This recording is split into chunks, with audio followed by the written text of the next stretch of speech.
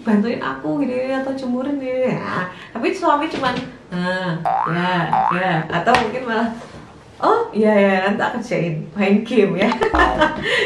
Penting nggak ya para bunda belajar public speaking? Halo bunda, kembali lagi bersama Abinaya Bantu Bunda.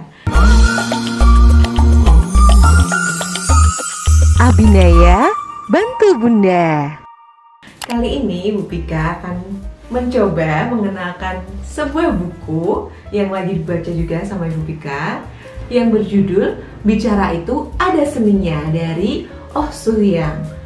Nah, di dalam buku ini seperti apa sih dan kayak gimana sih ya? Bunda bisa membelinya di toko buku terdekat ada, dan ini juga bestseller ya Bunda. Kalau menurut Ibu Pika sih, sebagai seorang praktisi juga di dalam bidang public speaking, untuk kita belajar awal tentang apa sih yang harus dipersiapkan saat mau berkomunikasi atau berbicara dengan orang lain, terutama berbicara dengan anak ya atau suami, kita juga bisa belajar dari buku ini. Yang menariknya di sini juga ada seni mendengarkan. Jadi bukan hanya merocos ngomong atau ngomel aja ya Bunda. Setiap hari kita biasaan nih para bunda, ayo siapa yang suka ngomel ya. Selain kita punya skills untuk ngomel, tapi kita juga harus belajar skills untuk mendengarkan. Di dalam buku ini juga ada bagaimana cara menyampaikan sesuatu atau menyampaikan pendapat dengan sebuah storytelling ya, sebuah cerita kepada anak, kepada suami, atau kepada rekan kerja ya, untuk para bunda yang bekerja, supaya bicara jadi lebih enak, jadi lebih nyaman ya. Dan bahasanya pun di dalam buku ini juga ringan ya Bunda. Jadi untuk para bunda yang kira-kira aku nggak paham nih tentang public speaking atau awam tentang hal public speaking, di buku ini ringan, bacanya juga santai dan enak buat kita ikuti alurnya.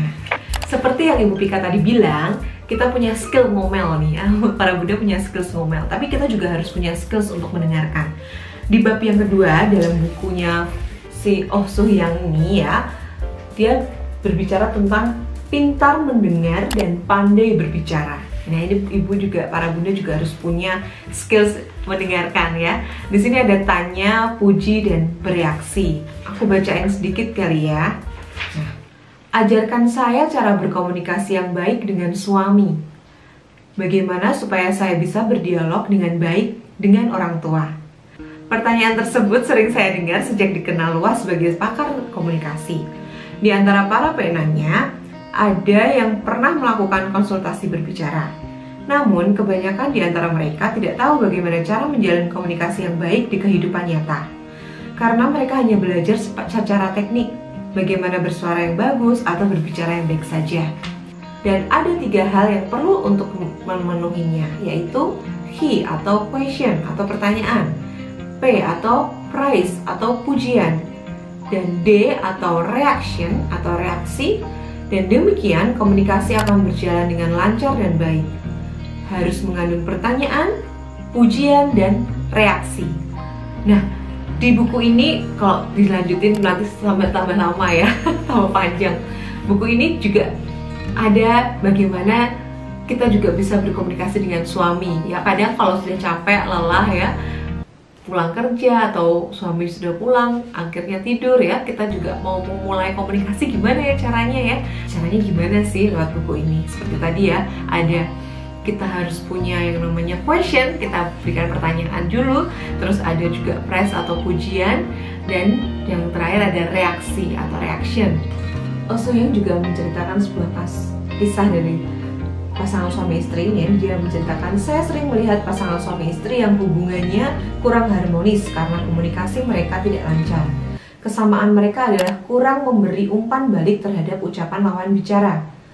Mungkin kalau kehidupan sehari-hari ibunya ngomel, istri kita, maksudnya kita para bunda ngomel, kamu tuh kalau naruh ini di tempatnya dong, atau habis ini cucian tuh bantuin aku gini atau jemurin gini ya. Tapi suami cuman ya atau mungkin malah oh iya ya nanti aku kerjain main game ya.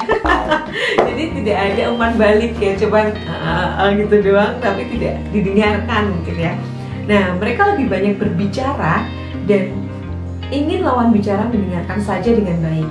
Karena itu komunikasi tidak terjadi.